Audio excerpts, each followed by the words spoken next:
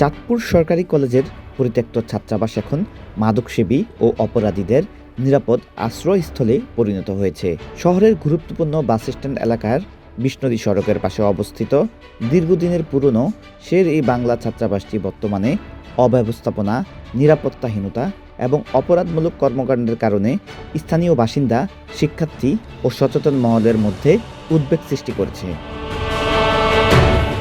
জানা যায় 1977 সালে শিক্ষার্থীদের আবাসন সুবিধা নিশ্চিত করতে শের-ই বাংলা ছাত্রাবাসের কার্যক্রম শুরু হয়। দীর্ঘ সময় এটি শিক্ষার্থীদের আবাসনের গুরুত্বপূর্ণ কেন্দ্র হিসেবে ব্যবহৃত হয়ে আসছিল। তবে সময়ের ব্যবধানে ভবনটির বিভিন্ন অংশ ঝুঁকিপূর্ণ ও জরাজীর্ণ হয়ে পড়ে। অবকাঠামোগত দুর্বলতা এবং নিরাপত্তা ঝুঁকির বিষয়টি বিবেচনা নিয়ে 2019 সালে কলেজ কর্তৃপক্ষ ছাত্রাবাসটিকে পরিত্যক্ত ঘোষণা করে। পরিত্যক্ত ঘোষণার পর দীর্ঘদিন ধরে ভবনটি অযত্ন ও নজরদারির বাইরে থাকায় এখন সেখানে গড়ে উঠেছে মাদকসেবী ও অপরাধীদের আস্তানা। শের-ই বাংলা হোস্টেলটি আজকে প্রায় এক যুগের অধিক সময় ধরে বন্ধ। সেখানে মাদকসেবীদের আড্ডা, জরাজীর্ণ অবস্থায় হোস্টেলটি পড়ে আছে।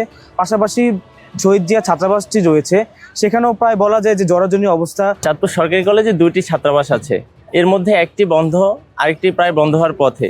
এখন যদি আধুনিক সুযোগ সুবিধা সহ যদি একটি ছাত্রাবাস তৈরি করা হয়, তাহলে আমরা দূর থেকে এসে চাঁদপুরে থেকে পড়াশোনা করতে পারবো। অভিযোগ রয়েছে, দিনের তুলনায় রাতের বেলায় সেখানে মাদকসেবীদের আনাগোনা বেশি থাকতে দেখা যায়। পরিত্যক্ত ভবনের নির্জন পরিবেশকে কেন্দ্র করে সেখানে মাদক বেচাকেনা, সেবন এবং বিভিন্ন অপরাধমূলক কর্মকাণ্ড সংঘটিত হচ্ছে বলে জানিয়েছেন স্থানীয়রা।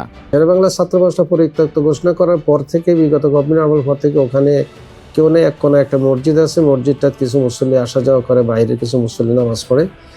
এছাড়া হোস্টেলটা পড়েছিল বিভিন্ন টোকাই মোকাইরা, হোস্টেলের জানালা দরজা অনেক ভেঙে নিয়ে গেছে। এটা পরিত্যক্ত হয়ে আছে এবং এখানে অন্যান্য অবৈধ লোকদের আনাগোনা আছে।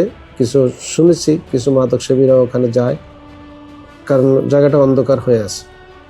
সে কারণে আমি আমার অফিসের কিছু কর্মচারীদেরকে ওখানে পাহারাদার হিসাবে নিযুক্ত করেছি। পরিত্যক্ত অবস্থায় ছাত্রাবাসটি ফেলে না রেখে দ্রুত নতুন ভবনের উদ্যোগ গ্রহণ করা প্রয়োজন বলে মনে করছেন শিক্ষার্থীরা। অন্যদিকে চাঁদপুর সরকারি কলেজের অধ্যক্ষ প্রফেসর AKM আব্দুল মান্নান জানিয়েছেন, অপরাধ কর্মকাণ্ড হওয়ার কারণে সেখানে পাহারাদার বসানো হয়েছে।